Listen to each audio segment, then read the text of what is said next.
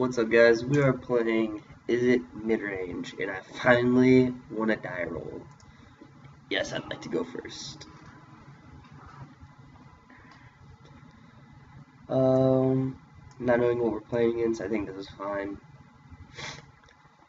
After seeing, what color he's on, I can make a better assumption of what I need with my ponder. Ooh, wow. Instant mulligan.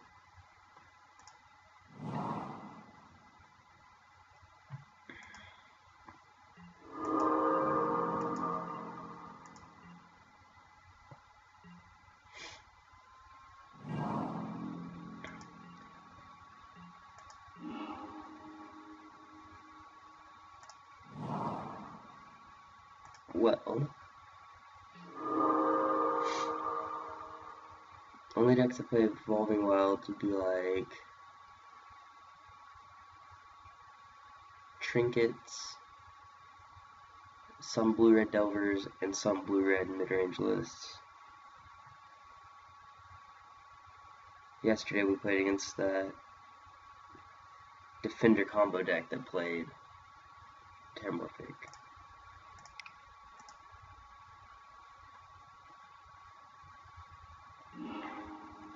So I'm thinking I just want, like single land and then some sort of library manipulation, so this is fine.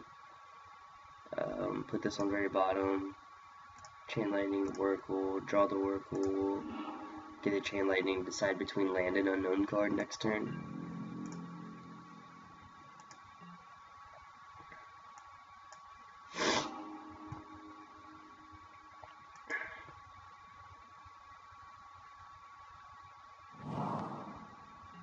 Alright, so the only land I was really not expecting to see off Terramorphic Expense would be a white land, so, I mean, I guess red-white landfall, but that's not really good.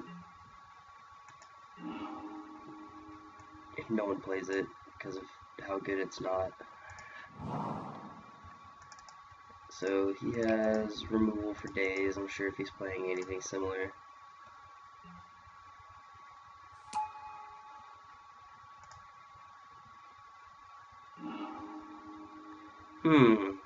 Well, this is a hard choice. Eeny, meeny, miny, alright.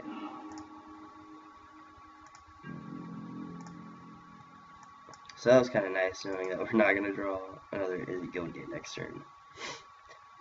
I mean, I did want this at Guildgate, so it might have been worth it to play Nivik Cyclops, see if he has removal. Because he could be on blue-red Cyclops with removal, or he could be on Delver still.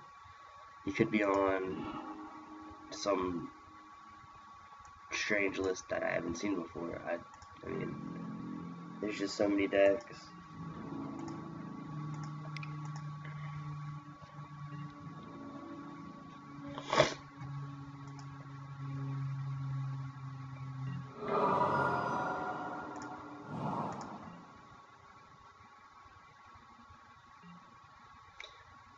Seeing as I don't really know what I'm playing against yet, I kind of don't want to run the Cyclops out for removal.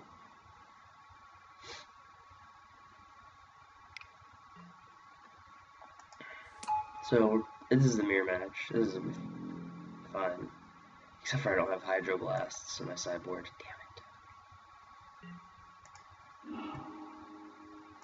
Damn it. So I'll go ahead and red and Flame Slash.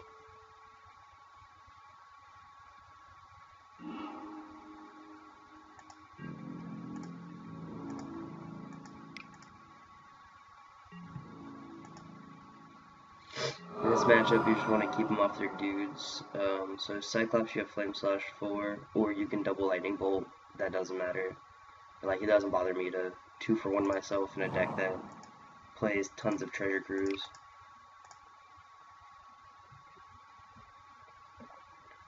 You just want to keep them off dudes, and that's pretty much it. Like, I don't even think I need to sideboard anything in it except for maybe Stagger Shocks or something. Just to be able to try to get 2 dudes like a Kiln Fiend plus a Moldrifter or something like that. Pyroblasts are good because it kills everything but Kiln Fiend, so I mean, we'll see how it plays out. This is the second time I've played this matchup.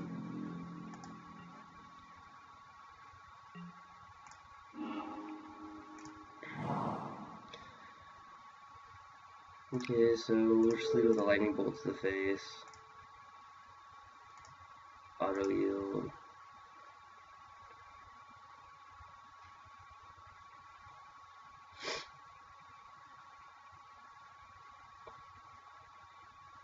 I would lead with chain lightning, but I don't want him to cast back in my face. Dispel, that's fine.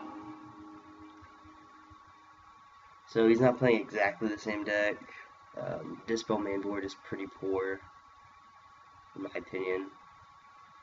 So let's see, I can go 3, 6, 9, 12, 15. I mean, I could chain lightning him, and put him to 1. And then any burn spell I draw would kill him. And he doesn't have blue mana.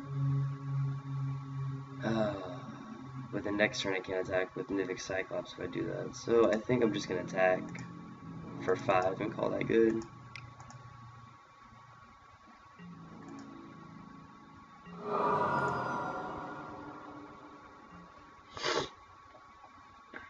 Because, you know, all I need to do is draw lands whenever he plays like a threat. And then all of a sudden he starts snowballing advantage against me. But he has so many blue cards, like, he might even Treasure Cruise this turn. And I mean that'd be fine for me, because then he'd be with no blue up, so he could only redirect our chain lightning back at us. And then I can do 3, 6, 9, 12, 14. Yeah, so that'd be fine. And then if he plays like Kiln Fiend, chain lightning attack, plays a creature, chain lightning attack. The only creature you can't kill is Mythic Cyclops with your damage spells, and that's very relevant.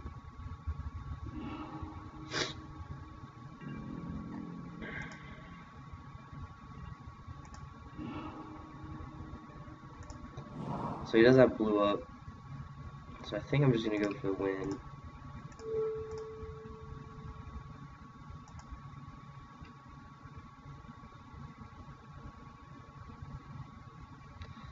But he could double lightning bolt, which is relevant, so I think I might just chain lightning.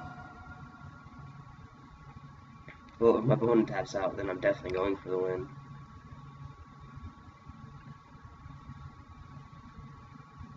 He's lightning bolting himself, so he knows he's lost. Oh no, he's lightning bolting my Seagate Oracle. Okay, I was like, what the hell? I can pay red.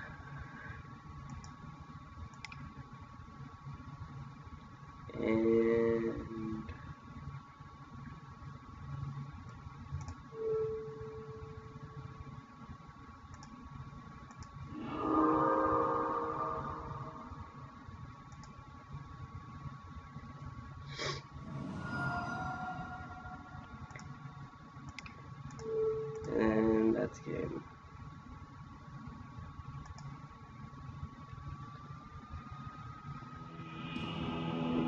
So that's not terrible. He probably had a pretty bad draw. He could be playing a completely different deck. He could be playing like straight up just the Kiln Fiend version with like Kiln Fiends, Mythic Cyclops, Wee Dragonauts. I'm playing just strictly the mid-rangey, like draw shit tons of cards, have shit ton of burn.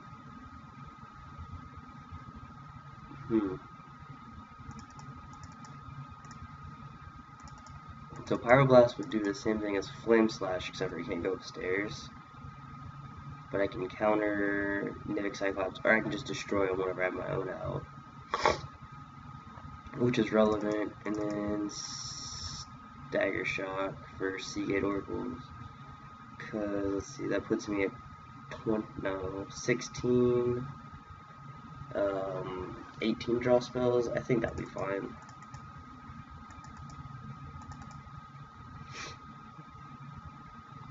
If I had the Hydroblasts, I would probably cut.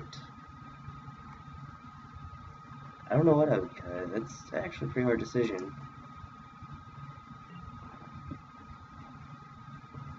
I'm not really sure.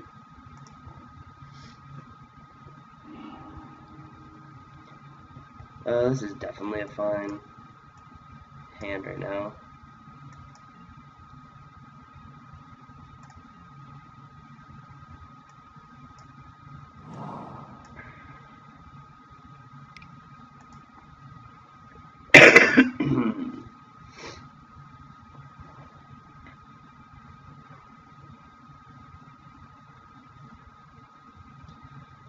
I do need the blue elemental blast or the hydro blasts, whatever they're called.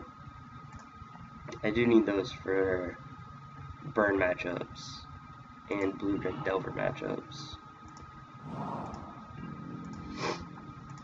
So next turn I'm gonna ponder and then try to find a land.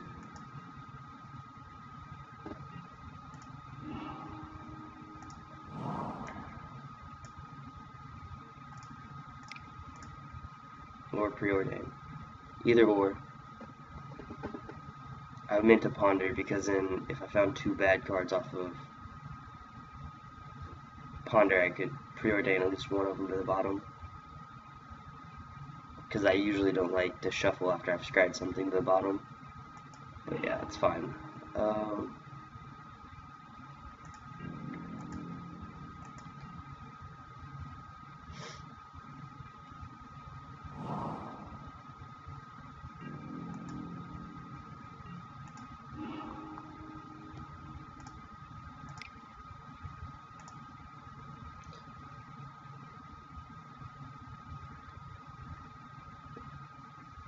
So if you read Elemental Blast this again, yeah, I don't really understand this, but it's fine, because he is just putting cards in my yard, which I'm okay with, because I've got the Treasure Cruise. Like, in that situation, I didn't like it, like, because they could do so much more. I'm just not really sure. Like, yeah, he got me this time because I didn't have a land drop, but last turn I played land and then I played preordain, so it's not like I was looking for anything that he knew of, so it was kind of sloppy in my opinion. Like, don't get me wrong, great play because I only have the one land, but it was just, I'm just kind of curious on that. It's just like countering a ramp spell. It's like, usually you don't do it because you'd rather just counter the business. Like, yeah. I mean, I guess I can see it either way. Depends on how aggressive he is. I mean, if he has, like, multiple Treasure Cruise in his hand, like 2 Treasure Cruise, then I can understand because he wants to fill up his yard, but at the same time, like, if he lets me get a land, I play Cyclops, and he kills that, that's one less threat he has to worry about, so we'll see if it comes back to bite him. I don't really care if he counters this, I just want to get cards in my yard for my Treasure Cruise.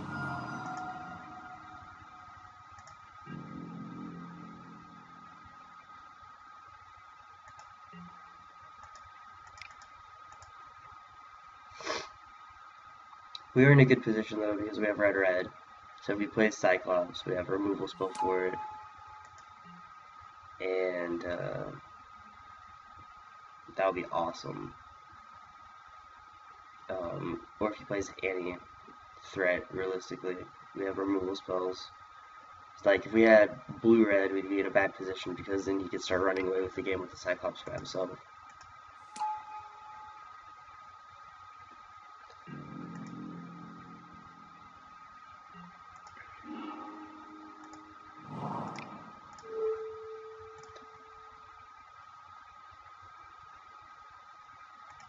Auto yield to this. It might have been better to stagger shock there because it would have used more of my mana. But I'd use more of my mana now and then have the chance of him being able to copy my Chain Lightning and then it actually matter later. and then see like if he would have hydroblasts. So if he has another one, I mean it's kind of good. However, if he doesn't, then I get to hit him for 7, which seems pretty good too.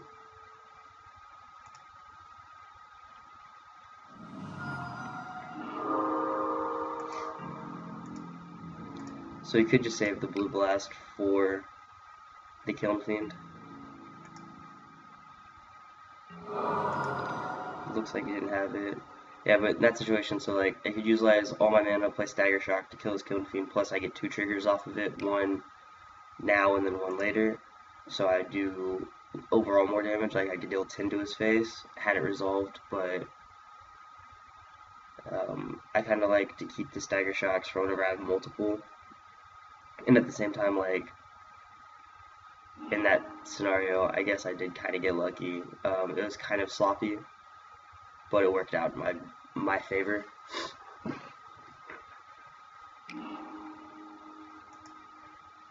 So he plays Treasure Cruise. He has 6 cards in his yard still. No, that's in his hand. He has 2 cards in his yard.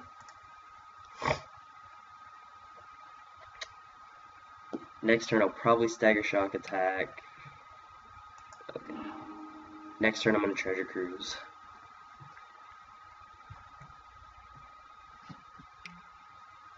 I'm going to look for a blue land.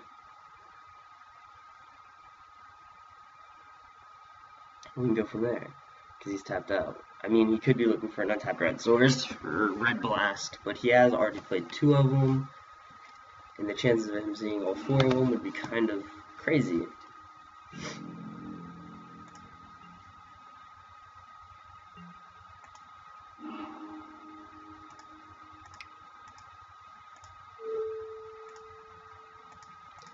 So if I find any land in this situation that's untapped, I do get to play my Kiln Fiend, which is nice.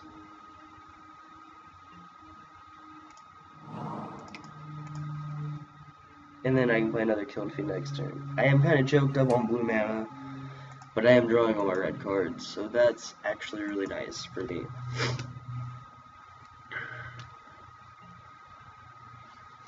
And now I do have enough mana to like Chain Lightning, Stagger Shock, because I assume his turn is going to consist of a Nivix Cyclops or a Kiln Fiend of his own. With as much deck manipulation as he's playing, he's either getting really unlucky or he's putting too many lands on bottom. Because like even in this matchup, I want to find enough gas plus lands to facilitate the entire deck. Because like you want 5 to 6 to run optimally, because you do want situations where you want to like Nivix Cyclops, or like evoke a Mole Drifter, hardcast Mole Drifter, you know, be able to Treasure Cruise with very few cards in your yard, just because like it's the only card in your hand, so you need to be able to like do those things.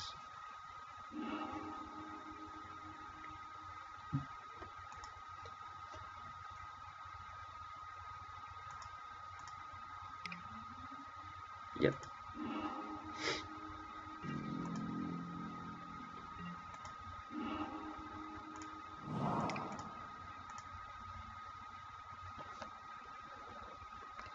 I always like to try to keep these on reserve too, because the Nivix Cyclops, because they do have 4 toughness, which is very huge, because the only thing that they can have to kill it is a Flame Slash, and I think he's already used 1, yeah.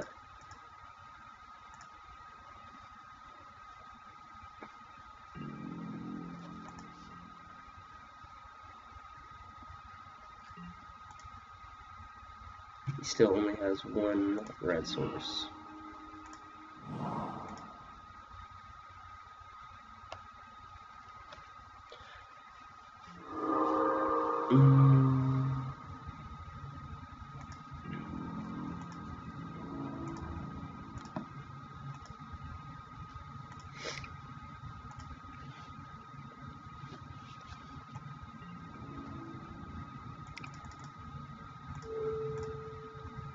So in this situation, I don't think he has Blue Blast, and if he does, now he has to waste it on Stagger Shock or Kiln Fiend. But most sideboards are only playing 3 Blue Blast, 4 Red Blast, And I think, oh yeah, he does play Dispel. Never mind. That's whatever. I forgot I saw that game one. I should have taken that into consideration. It's alright though. Because next turn, if he doesn't commit anything to the board, I can Chain Lightning and kill him.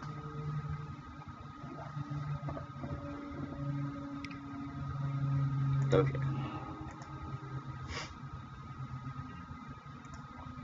So I definitely like that play a lot better, where he Dispelled and then Blue Blasts. The bad thing about the Cyclops is that Blue Blast and Red Blast both hit it. So, I mean, it can be kind of rough.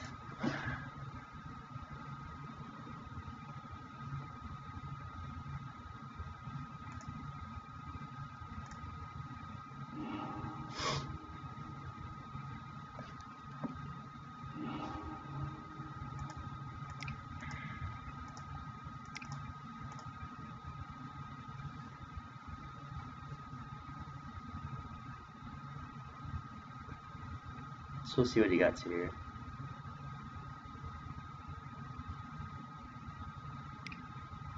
Pyroblast. So let's see, that's 1, 2, 3, 4, 5.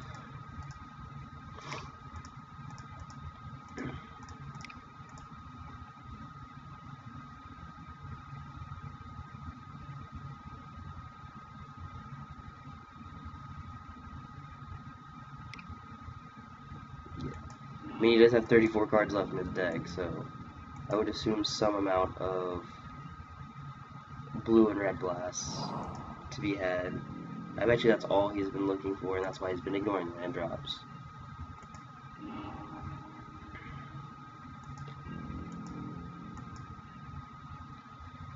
So that's 1, 2, 3, 1, 2, 3, so he has 2 left in his deck.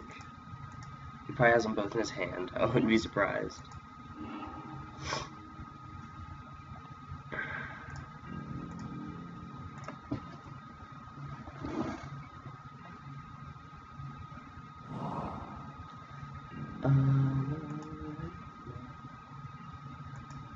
And like, I don't feel like we're in a bad position at all.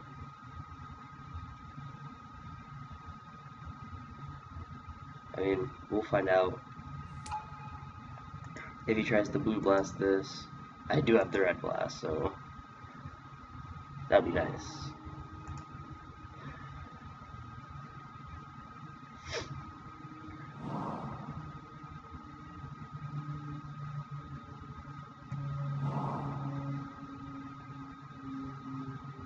So now he's starting to play all his lands.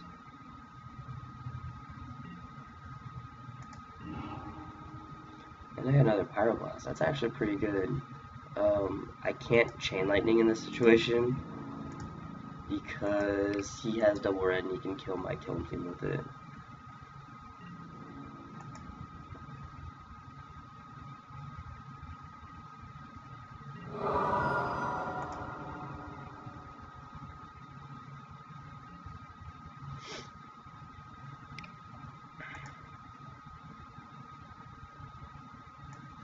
The reason I'm keeping this island in my hand is because, like I said, at 6 you're pretty much at optimal efficiency. You can start playing 2 and 3 spells a turn. So, like if I draw any deck manipulation, I still can play this, but I don't want to reveal any more information. You know, I kind of want him to make him play around things that he might not need to.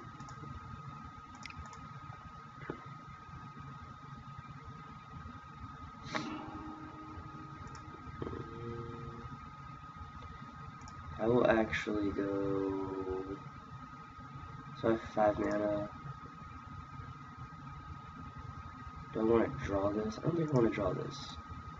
I think I'm going to go ahead and play this out right now. I'm going to play a land just so I can keep up Red Blast.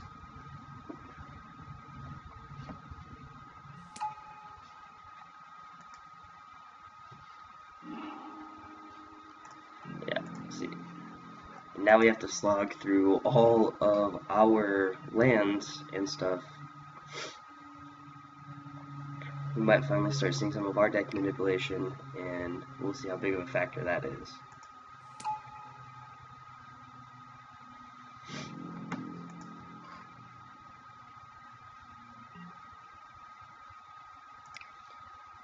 I will go ahead and attempt to red blast this.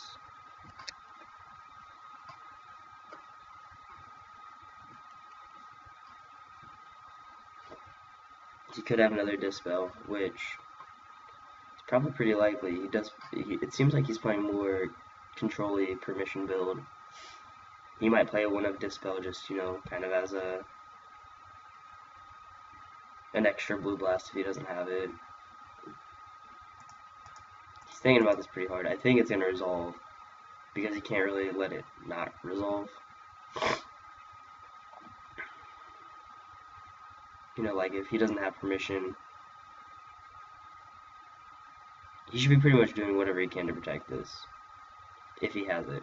And that's why I don't understand why he used all his blue and red blasts. Paid life for Apostle's Blessing. I didn't see that one coming.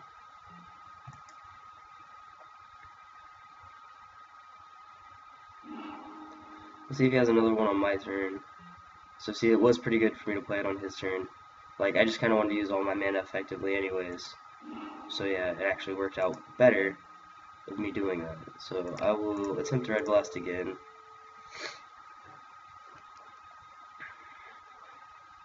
If he doesn't let me, I was gonna say, there's two ways I can go about it. I can not hardcast the Mole Drifter, because I could just, well, I mean, I wouldn't even be dead to his two spells in hand. Like, I mean, I guess he could go Treasure Cruise into a lot of good stuff. That's fine. Blue, red, and let's have both of these for blue. And I'll cast this.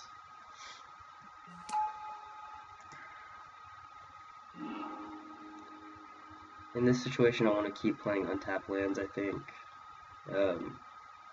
I don't really know if it's worth it to bluff anything, though. So I guess I can just play this tapped.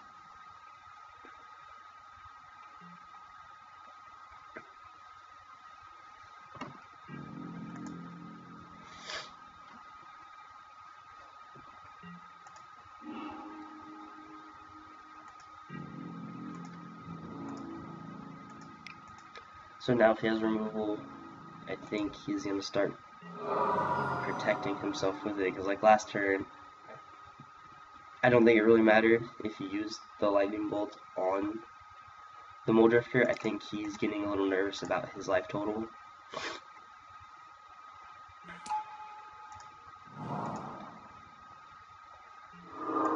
And I think that's why he did it. So we're pretty much setting it up to where next turn, if he doesn't have an answer for the Cyclops, we win. Yeah. So that was another match. What'd he say? GG. So that's another match. That was the mirror match, just showing kind of how strong the Izzet Popper mid-range list is, and like, if he had drawn some more Treasure Cruises and stuff, I think it would have been a lot better. But also, like, wasting his red Elemental Blasts or his Pyro Blasts in the early game, I think really kind of set him behind. Because yeah, like, it would have gotten me my land drops and stuff, but that's not what contributed to the game. What contributed to the game was like the resource management aspect of knowing what I need to do. So like, I needed to kill his creatures because I know his Nivik Cyclops and stuff are going to be potentially life-threatening, because like having two of them out and playing two sorcery spells, instant spells, that's 20 damage. I'm at 22, so I mean, like, he lightning bolts me, plays a preordain, attacks with two dudes, and I'm dead. Or no, he has to play 3 spells. That's besides the point. So like, I think wasting the red elemental blasts and trying to be really aggressive, especially on turn 2 had I played my second land, so he had no indications that I was stuck on land. Had I led with the preordain or the ponder, I could see it, because it's like, oh hey, this might be one of those games where I can just get you. But definitely that aspect of like resource management and just pretty much using your resources effectively on threats and not wasting resources on cards that don't really matter in the matchup. The reason you play the Ponders and the Preordains is to like find your treasure cruises and to put cards in your yard, because you're essentially paying a mana now to reduce the cost of a card later.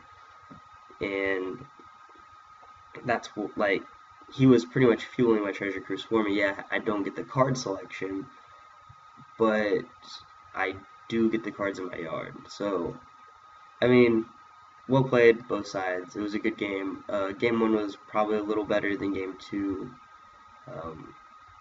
I played a little sloppy, and in my opinion, he played a little sloppy given some of the factors. Like, now, after I skipped my land drop, I could understand trying to like get you, because if I didn't play a land that turn, but he also didn't have any follow-up plays, or if he had them, he didn't play them. So like, if he would had committed a creature to the board after he got me with the land drop, then I could see it. I think he didn't play the Kiln Fiend until his turn 4, which would be the turn after. But either ways, they're very good games, and I will see you guys tomorrow. Please like, share, comment, subscribe, do whatever you feel is necessary. I'm going to try to keep bringing you good content, and just let me know what you want, and I can try to fulfill it. I'm working on the Legacy deck.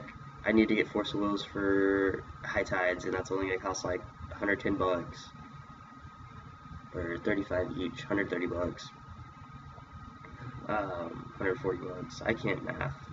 I can't math.